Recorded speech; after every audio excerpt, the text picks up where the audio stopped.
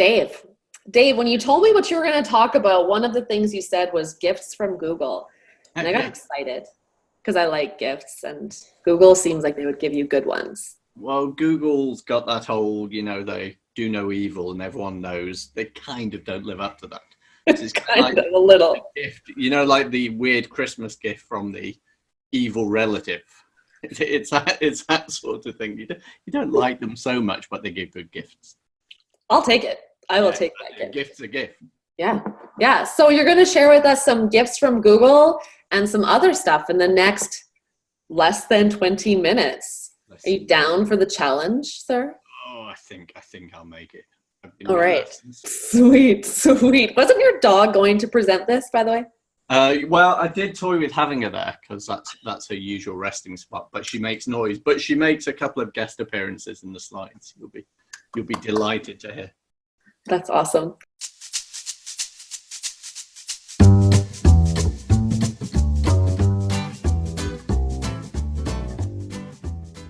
Dave has led quite a few tutorials over the past couple of years. He's done training with us. And we first met at MicroConf a bajillion years ago. When I was writing the email for today, I actually put in when it was, and it shocked me so much that I had to delete it. It was like 6 years ago.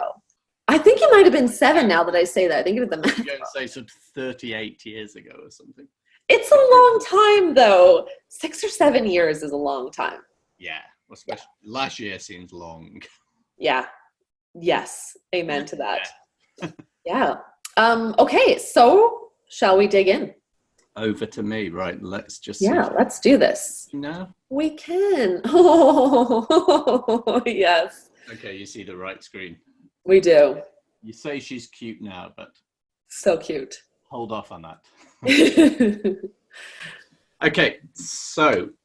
The idea, I don't know what title went out in the email. This was the original title that you seemed quite like, the real practical and doable SEO, non-bullshittable. I can't remember the order.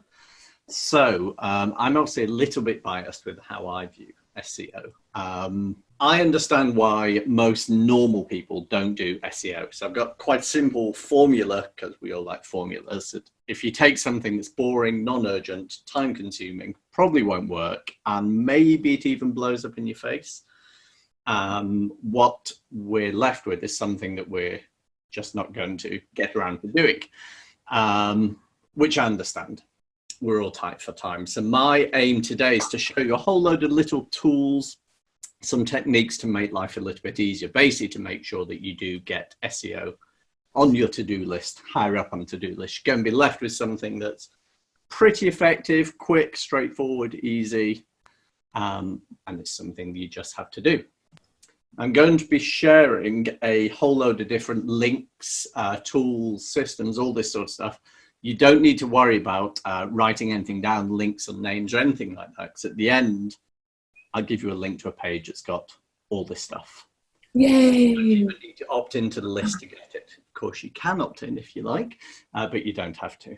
Love it. Okay, so 4 beautiful things that I'm going to be sharing. As Joanna mentioned, we're going to be looking at getting Amorous with Google Analytics, Cosy with Search Console, Cool with Chrome, and gifts from Google, like you mentioned. Obviously, it's been the month of alliteration. Yes. I'm just enjoying that. Love it. So very quickly, this is just one single thing that I like doing with Google Analytics. That's what analytics looks like when we log in. It's a familiar view. Someone's just complaining about the sound. Let me turn it up. Hopefully that's a bit better. Okay, that's the standard view for analytics, which is great. But this is all traffic. So if you don't know how to change this to only search engine traffic, organic traffic, it's really simple. You click on Add Segment, you choose System, Organic Traffic, click on Apply, drag all users out the way, and then you've got that charming little graph. And what we're looking at there for the last 30 days or so is the number of organic visitors, so the number of free search engine visitors, Google visitors. What we're going to do to make that a little bit more useful, if we click on the date drop down at the top, and all we're going to do is we're going to change the first year to a year earlier. So we're going to change from July 2019 to 18, click on apply, and then what we're looking at is all the organic traffic to your website for the last 13 months. If we then click on the week little button over there, this is where it becomes useful. So what we're looking at straight away, we see over the last year or so, how much, what's been going on in terms of quantity of visitors coming to your website. Has it been going up, down, what's been going on, what's been happening? So even just this step-by-step thing that will take you 30, 40 seconds, you'll at least be able to see, compared to 6 months ago, 12 months ago, 2 years ago, what's happening, what's been changing. So that's a real quick and easy, the simplest diagnostic in a sense. Love it. Okay. Into Search Console. I love Search Console. Absolutely love it. They changed. They moved today from the old Search Console. You can't access it as of today, which is why I had to change the slides this morning. This is what Search Console looks like. Yeah, thank you, Google. That's happened before as well. What? This is what it looks like. This is for a site, Dave Talks. It's a very old, neglected, dead site we use for training, so we don't have to blur anything. So I'm just going to fly through nice and quick some of the really useful things in Search Console. This first one, performance, is great. So you click on it, by default, it will show you all the queries, all the terms that people are searching for that result in them seeing or even clicking on your website for the last 3 months. Now, if you click the date selector at the top, they give you a whole load of nice options: 7 days, 3 months, 12 months, 16 months. If you click on the right where you've got compare, this is where it starts to get a little bit more useful. So the default, I think, is that one, the compare last 3 months to the previous period. If you click on that, it starts to look a little confusing, but it's basically comparing the last 3 months with the 3 months prior to that. Now, if you click on total impressions at the top, effectively turning it off, then you're left with only one metric, which is, in this case, total clicks. When you're only looking at one metric, you see that column on the right, the difference?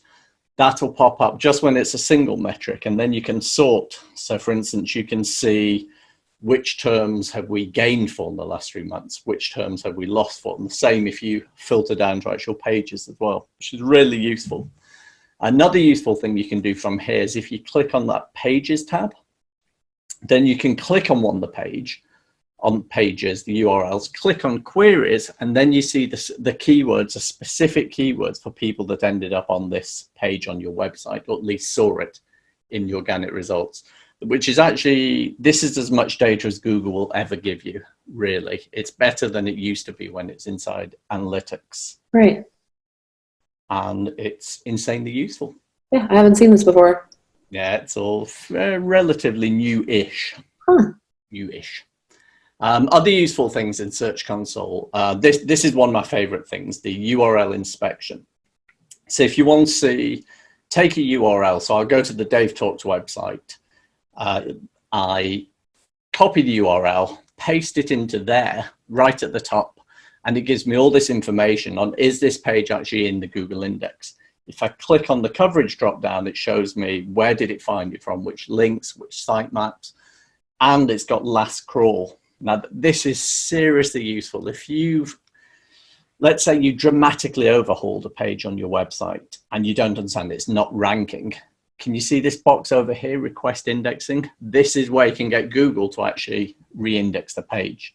Now, there's 2 caveats to that. The first is it's a request. So when you click that, don't think the Google machine is going to grind to a halt and they're going to instantly get very excited by your content. It's a request. The second thing is, even when they do get round to indexing, it doesn't necessarily mean that you're going to start getting loads of traffic for this terms, but it is a means of kind of waving your arms in the air, saying to Google, hey, we've got this thing, come have a look at it. So it's quite useful. Other things, I'm just going to fly through this because there's a lot in Search Console. There's coverage, it'll show you errors, it'll show you warnings, what's working, what isn't. Sitemaps, if you have a sitemap, and most people do. If you don't know what a sitemap is, drop me an email at the end and I'll talk you through it. But you've got to make sure it's in here in your search console. Sitemap is, in a sense, it's a list of all your pages. It makes it easy for Google to find all your content, and easy is good. Mobile use built-in. Mobile is obviously very important. It's going to show you won't see that sort of thing, lots of green. You're not looking for a massive red errors. If you have mobile errors on pages like, I don't know, your privacy policy, you probably don't need to lose any sleep over it. But if they're more important pages, you do need to get those fixed. There's information on the site links, a search box. There's links information. There's a ton of information. What I find interesting is there's a suspicious amount of white space on the bottom left. I think there's more things coming our way. I'm pretty sure the design team will be able to space that out a little bit better or make the font a bit bigger. So watch this space. I'd say if at the end of this little session that we're having, if at the end of this you've done nothing other than check your analytics for the trend and spend maybe 15 minutes in your search console just to see what's going on, that really is time well spent. Okay, next, hurtling through this, getting cool with Chrome. Now, if you don't use Chrome as your main browser, I still recommend downloading and installing Chrome and using it as a secondary. So if you use, you're in Safari or Firefox, or maybe you're my dad and you still use Internet Explorer, it's still worth having Chrome just for these additional things. I'm going to show you why. So if we have a look at a random website like the Copyhackers website, this is in Windows, but it's pretty similar. If I right click on it and I choose on inspect, all this functionality is built into Chrome already. So it gives you a whole load of technical information. It's giving you a kind of mobile preview on the left. If you go there to performance, this is only for the people who really like this sort of stuff. If there's something on your website or your app that's slow, you're going to spot it here. The normal person stuff is really the juicy stuff, I think, is here in audits. So you click on, for instance, desktop, you choose SEO, run the audit. Lo and behold, I see Joe's looking slightly nervous. But I'm terrified. I'm 100% terrified. Look at that, a green 100 for SEO. What? Amazing. There's loads of stuff in here that's built into the browser. If you go to the bottom, you've got this sensors geolocation. So for instance, you can view how your web page actually looks in different parts of the world, like in Tokyo and San Francisco and so on. Really, really useful. And there's no extensions here, there's no add-ons or plugins. This is purely built in to the native Google Chrome. Then we have the extensions. Here is a touchy subject for me, but it's the best thing I could find. So again, don't worry about the names because all these are on this URL I'm going to give you at the end. Some really useful SEO extensions. This one, SEO Meta in one click. So you go to your web page like Copyhackers, you click it and it'll show your title, your description, counts the characters. It shows you URL, canonical, author. There's all links along the top to look at images, social tools, so on. Really, really useful. This one, blue button, the web page X-ray. I think this is actually a little bit better than the last one. It gives you the same information and more. So it shows you all your links, your alt tags. There's a whole load of stuff built in and it's one click. This one is bizarrely obscure and I don't know why people aren't using this. Broken links on your website are bad all around. They're bad for Google. They're bad for the humans that come to your website. And actually, it's surprisingly difficult to spot a broken link on your web pages without clicking the actual link. If you install this thing, free backlink checker, you click on it and it pretty much instantly goes through all the links on the page. Green shows they're working. Orange is unverified, basically means they don't know. And if there's a broken link, that'll be highlighted as a red link. So it's instantly showing you what's not working on your website. This imaginatively, creatively named the GSC URL Performance Report Deep Link. Horrible name for a really great extension. My normal process if I'm working on a page always involves me looking at the page in the browser, copying the URL, going to Search Console, filtering it through, kind of like I showed you before, to see what's happened over time, which queries is it ranking for. With this, it's one single click. So I'm on the page, I press a button, and Joe's worried, what's he going to share? Nothing, because it's all nice and blurred. But then you're instantly taken to that right place, which is enormously useful. I'd say this extension probably saves me 10, 15 minutes a day, every day. Huh. All Except right. the weekends, because we never work at weekends. Never. I've never once worked a weekend. I know you don't. No, absolutely not. Sacred times. Yes. Okay, doing okay for time, which is good. We're on the last section, the gift from Google. Like I said, I am not a Google cheerleader, but they do put some good things out there that are quite useful. So here's our website. Debatably, one of the more important aspects of a website today is the speed. You can't judge the speed of your website. Your web designer can't be relied on. Your parents probably make terrible judges. The only opinion that really matters is Google. So they have this page speed insight. You drop in the URL. It gives you a score for desktop and a score for mobile. Now, these scores, they change them the whole time. Broadly speaking, if you're scoring above 50, you're pretty much definitely okay. Below 50, possibly not. Single figures, definitely, you've got problems. The good thing is when you scroll down the page, they actually give you actionable information. They don't just say, you've done really badly. It's not like being at school. They'll actually say, this is why you scored so badly. These are the things that we recommend you fix, which is really, really useful. Then you've got the mobile friendly test. Now, be careful with the mobile friendly test. You have to have this. You have to have a pass for all the pages on your website. But all that means is it renders on the phone. It doesn't necessarily mean that it works right. So the images may be in the wrong order, the text may be in the wrong order, jumbled around. But if you fail the mobile friendly, you do need to follow the advice there and get that fixed. Other useful things, Google Trends. I love Google Trends. It's really useful. The way it works, you go to Google Trends, you put in your term like SEO, and by default, it shows you, that line is showing you the relative number of searches for the term SEO over the past 12 months, sorry. Then you can change to 5 years, and you see there's a bizarre surge. It's probably when I stopped talking about SEO at conferences for a while, not interested, and then back on the scene, and it dropped like a stone. Another really useful thing over there, you've got compare. So if you want to compare two or more different terms, for instance, SEO and social media, it will show you, what you can see there is that the trend for the number of searches for SEO has kind of gone up-ish, and social media definitely. But there's a really common mistake that people make here. The y-axis is not an indicator of quantity.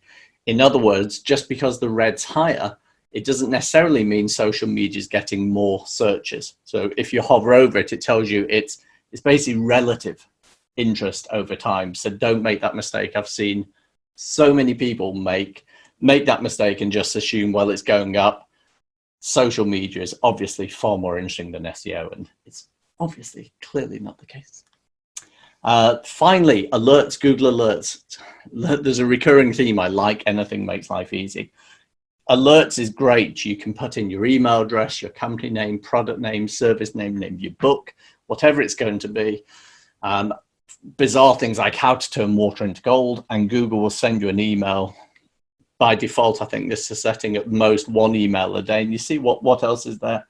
Keep an eye for mentions of your own company, your product names, your competition, all that sort of stuff. And it just makes life a whole lot easier. So as promised, there's my dog Lucky doing a pretty good impression of Freddie Mercury, I think. That's linked to the page with all this information. I'll leave that up for a moment at least, and then oh yeah, be careful with the bit.ly links. They've got to be exactly like that. The case sensitive, don't put a trailing slash. As long as you enter it like that, bit.ly/copyhacker.seo, you'll get this page with all this goodness. Thanks again, Dave. That was badass. Thanks everybody for attending, especially when the email went out late. And we'll see you next week. Have a good one, guys. Bye. Bye-bye. Bye.